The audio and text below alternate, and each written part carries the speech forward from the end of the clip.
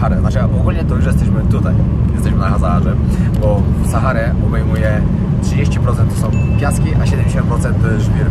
Tutaj te miejsca, przez które już jedziemy, no to pan powiedział, że to już jest ogólnie Sahara. A od miasta, w którym się zatrzymałem, mamy tam jeszcze do miejsca, gdzie są piaski 300 km. Także jest jeszcze kawał drogi. No i powiem wam, że trasa tutaj jest naprawdę niezła. Czekajcie, odwrócę. Co chwilę jedziemy właśnie taką drogą. Ogólnie powiedział, że powinniśmy tam jechać około 4 godzin do miejsca, do którego zmierzamy. Ale wydaje mi się, że jak będziemy tak jechać, to trasa potrwa dłużej. No, tak mogę powiedzieć. Ale pięknie to naprawdę jest pięknie. Wczoraj tak samo jak jechałem przez góry Atlas, to też sama trasa robiła niesamowite wrażenie. Bardzo się cieszę, że zobaczę Saharę. Jest to najgorętsza pustynia na świecie. Największa. Zaraz będzie nam się przejechać wielbłądem, zobaczcie jak to wygląda. Ale naprawdę myślę, że jak przyjeżdżacie do Maroko, na pewno warto sobie wpisać to w program wycieczki, żeby to odwiedzić. Wiem, że na przykład z Marrakeszu możecie sobie pojechać na zorganizowaną wycieczkę, na przykład 3-dniową.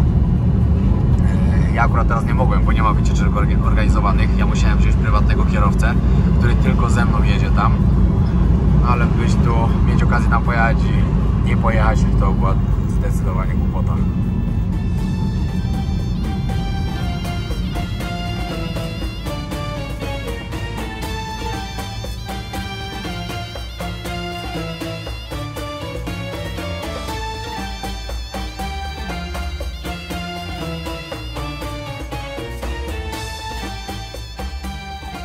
Po pierwszej godzinie jazdy docieramy do jakiegoś pierwszego miasteczka, do miasta. Ciężko powiedzieć. Teraz pan mi właśnie powiedział, że najpierw jedziemy na pustynię, później się będziemy zatrzymywać. Bo mówi, że po prostu później już będzie tak gorąco, że będzie nie do wytrzymania. Teraz jak dojedziemy tam za parę godzin, to mówi, że będzie średnio między 40-42 stopnie. Bardzo ciepło. Takie tam. Motorek, osiołek. Taka komunikacja. Musiałem się zatrzymać po wodę, bo jak wychodziłem z hotelu, wiedziałem, że czegoś zapomniałem. Czegoś, no, najważniejszego. Wody. Typowy Piotr. Jedzie na pustynię bez wody. Dobra. Możecie zacząć się śmiać. Na 3, 2, 1. Już. Nie ma co gadać, no. Dobra, jedziemy dalej. Powiem wam, że w tym miasteczku to w ogóle tak na mnie patrzą.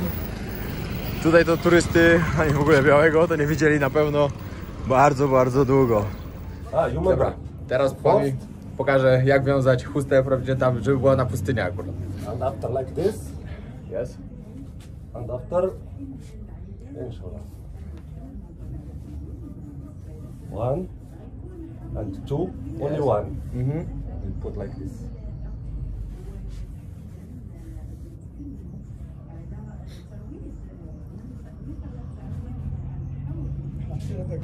Dobra, o tak.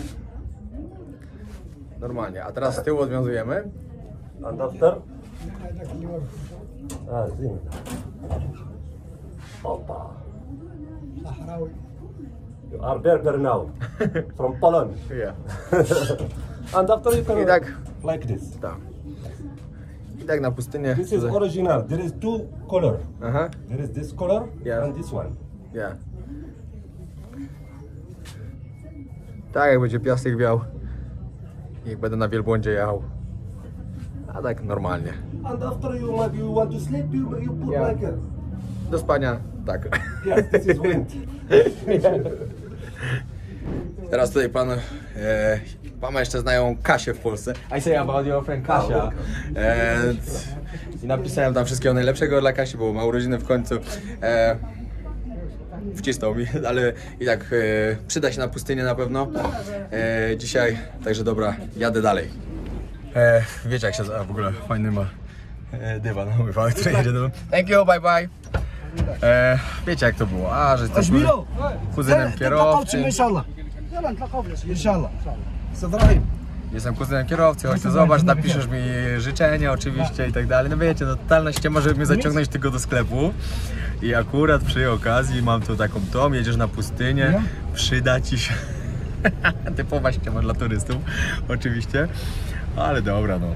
Ja rozumiem tych ludzi, oni teraz naprawdę tutaj nie mają pieniędzy, nie ma turystów. I tak zaczynał od 200 dirhamów, czyli 20 euro. Ja mówię, że chyba zwariował. Za kawałek szmaty 20 euro.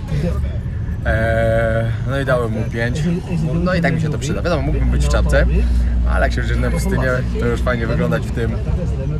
Zawsze lepiej. No. Co za ściemę puścił.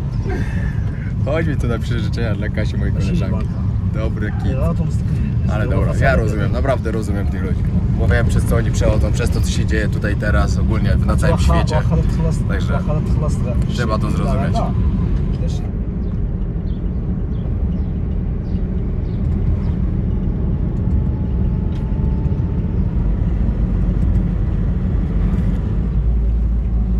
Zatrzymujemy się tutaj na chwilę, żeby zrobić zdjęcie i na kawę. Super to wygląda.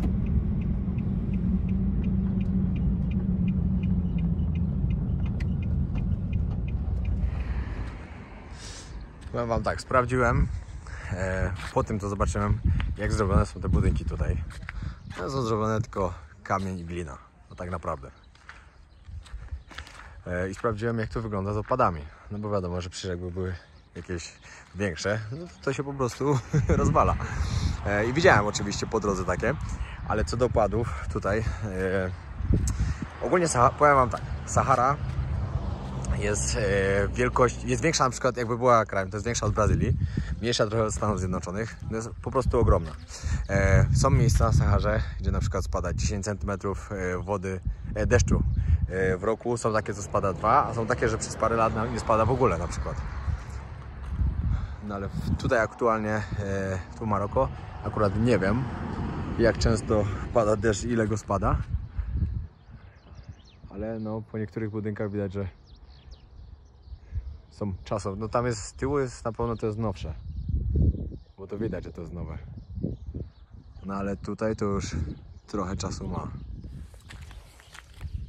Ogólnie tą całą trasę, jak tu jedziemy, to ja cały czas się zastanawiam, co ci ludzie tu robią. Naprawdę. Nie ma nic przez wiele, wiele kilometrów. Nagle jest parę domów i znowu nie ma nic. Tylko ludzie jadą gdzieś na osiołkach, przyjeżdżają, gdzieś tam sobie siedzą pod domem i tak dalej. Nie wiem, naprawdę nie wiem. Jak ktoś z was kiedyś będzie w tej kawiarni, zaraz przy tym budynku, co pokazywałem, jest naklejka.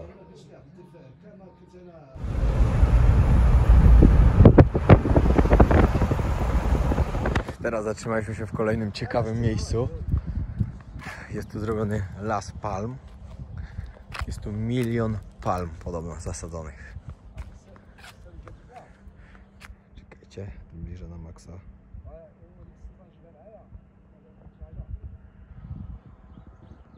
O, sorry. Tutaj parę jakichś domów. Ale tego tu jest. O, i osiołek.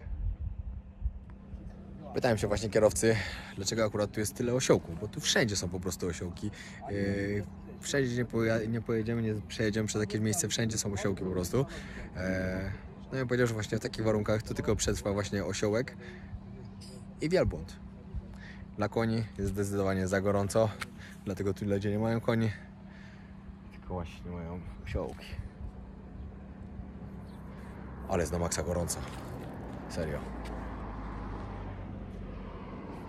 No ale te palmy mnie zaskoczyły. Tutaj teraz jest taki znak, gdzie pan mi właśnie mówił, że 52 dni, dokładnie 52 dni z tego miasta do jakiegoś kolejnego jadą karawany. Ja pierwszy, wyobraźcie sobie, 52 dni przez pustynię. Mocno. Pan mi teraz wytłumaczył, że to było właśnie tak, że to kiedyś tak wyglądało, jak nie było jeszcze samolotów, nie wiem czy już powiedziałem. i że wtedy oni właśnie wymieniać biznesy, właśnie jechali tak 52 dni.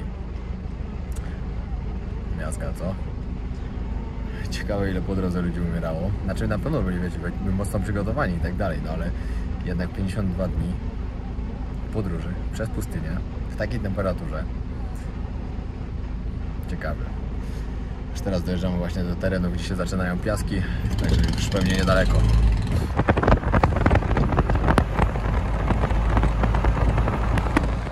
Dojechaliśmy.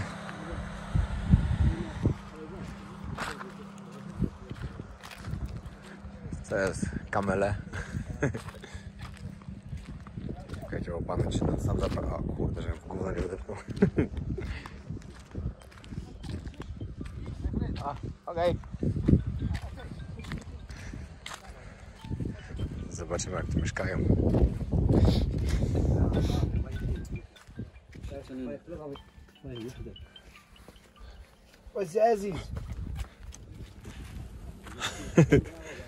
Pan zaprosił na herbatkę, ale mówię, że najpierw albo możemy iść pojechać właśnie na pustynię, albo się napić najpierw. Ale powiedziałem, jedźmy najpierw, bo później to jest z godziny na godzinę coraz cieplej.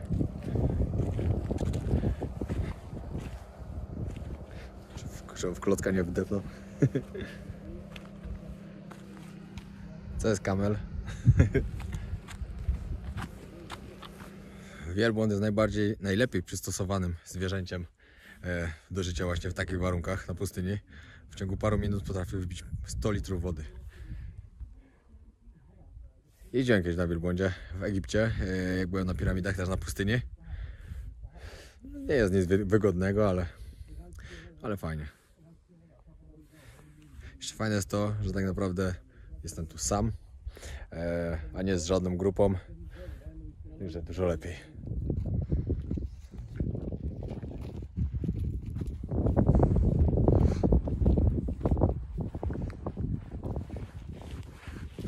I ruszamy.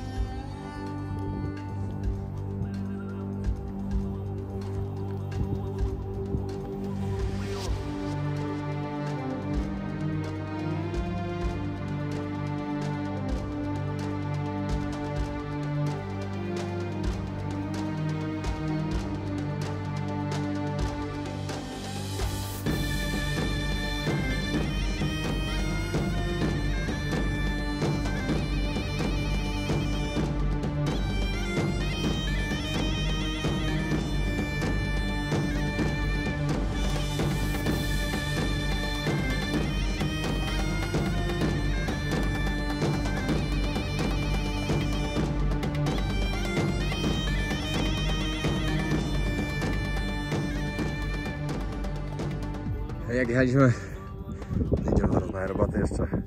Pan mówił, że mnie zaprasza na herbatę. Mówi, że od marca tamtego roku był tylko jeden turysta w marcu i oprócz tego to jestem ja. Pytałem się go, co jaki czas on musi wypić coś. Powiedział, że jak jest lato, to raz na 3 dni wystarczy. I też zależne jest od tego, jakie rośliny, jak rośliny je, to nie musi tak dużo pić, ale jak na przykład samo siano, to raz na 3 dni musi pić. Ale na przykład jak jest zima, jak jest zimny okres, nie wiem, co najmniej znaczy zima, to wystarczy raz na półtora miesiąca. To strasznie długie mi się wydaje. Także sorry, dobra, idę na herbatę. Ogólnie spoko, ale liczyłem jeszcze na coś innego, bo ja tu jestem na samym początku tej pustyni, ale i tak spoko. Fajnie było to zaliczyć. To jest miejscówka, jak ktoś chce przyjechać spać. O, that's good.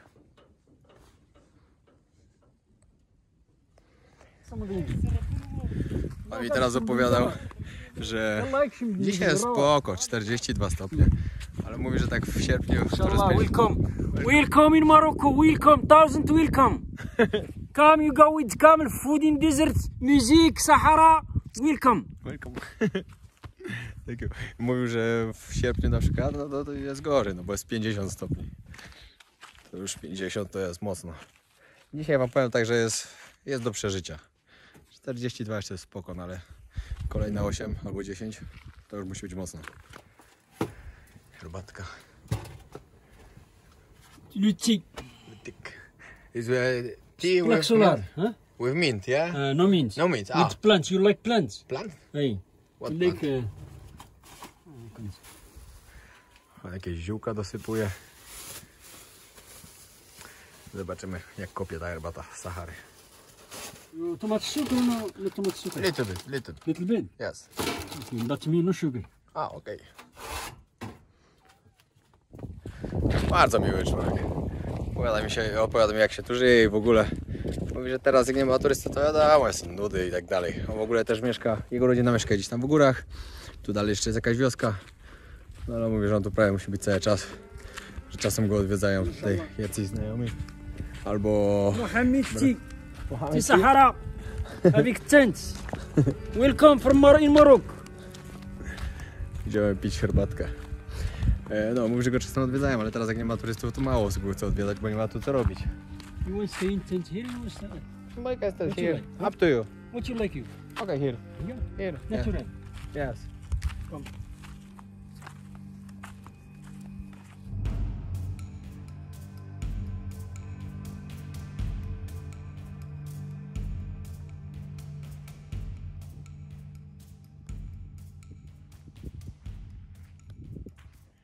Teraz herbatka i z video, Ja widzę. Okej.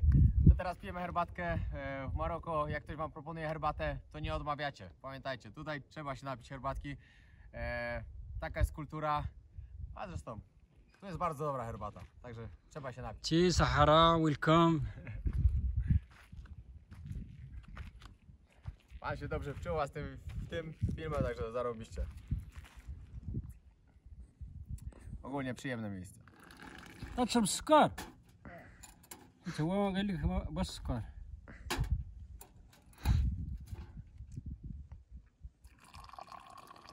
اللي بيتو بيتو اللي ما بيتو ما بيتو O, to znaczyło na zdrowie po... اتين الصحراء يفولكي again. welcome 1000 welcome from Australia, from Canada, from Morocco, from everything. Welcome in Sahara. Thank you. From Polonia. Welcome tent, camel, dromedar, jeans, musica, festa. Welcome. Everything. Thank you.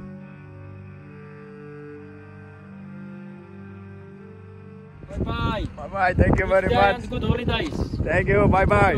Thank you.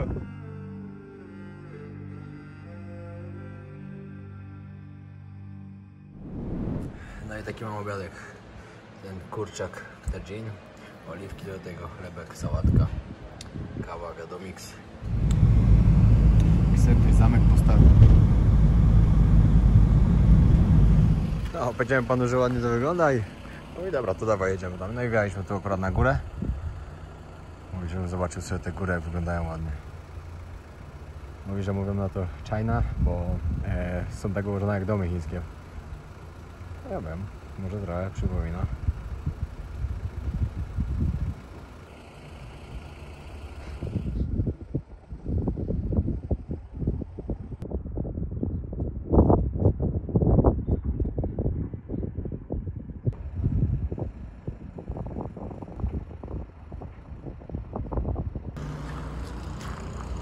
Mega zarąbiście wygląda. Pięknie, czekajcie. To jest trochę po słońce. Ale takie wrażenie robi. Awantura na rynku. A ja jak społeczniak przez okno. Przed chwilą się szarpali, ale policja przyszła i się uspokoiło trochę.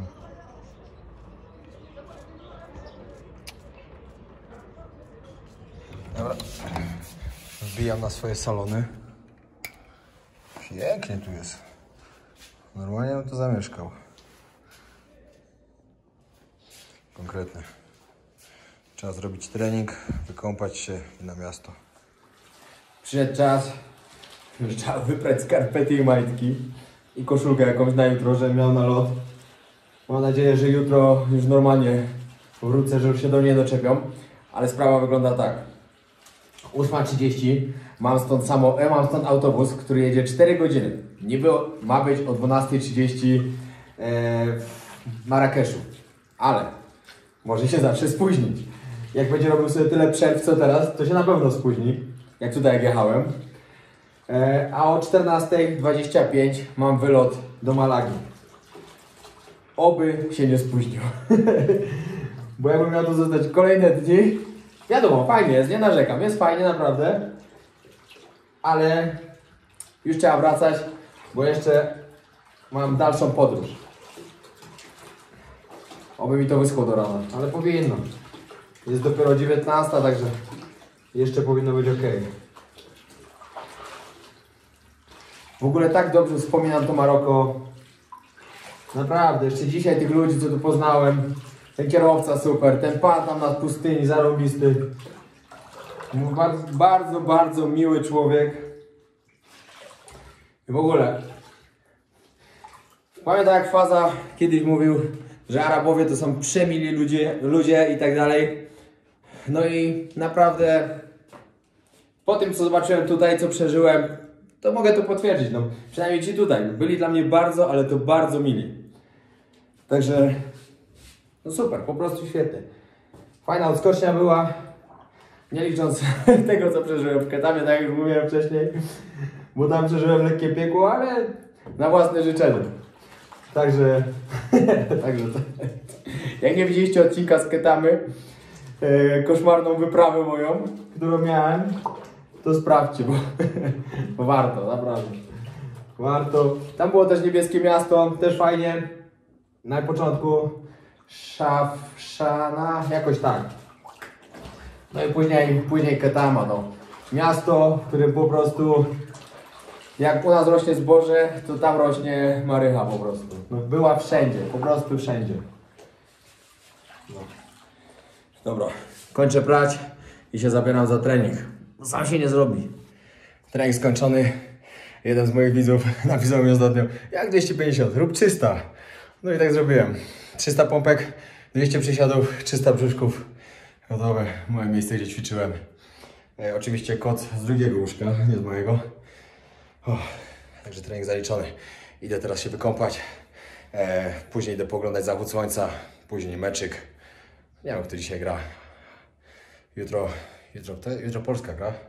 Czekaj, z kim oni grają? Nie wiem, ale jutro już będę w Hiszpanii oglądał ten meczyk. A dzisiaj idę tam coś zjeść dobrego jeszcze. Napić się tej pysznej herbatki z miętą. No i oczywiście z dużą ilością cukru. Ale bardzo mi smakuje, naprawdę. Jeszcze trochę za wcześnie na zachód.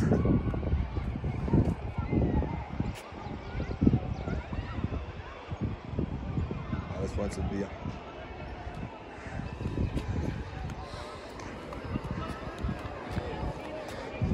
Na placu już handel w pełni. Golden Hour teraz się zrobiło.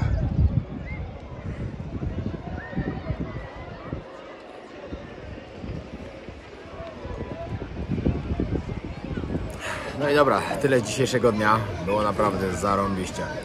Bardzo mi się tam podobało. Fajni ludzie, fajnie spędziłem ten dzień i uważam, że nic się nie dzieje przypadkiem, że akurat nie zdążyłem, zdążyłem, ale że mnie nie wpuścili do tego samolotu. No i że tu przyjechałem. Rozmawiałem właśnie z Marcinem Bandlem dzisiaj, który za niedługo walczy. Mordo, trzymam kciuki za Ciebie. Pamiętaj.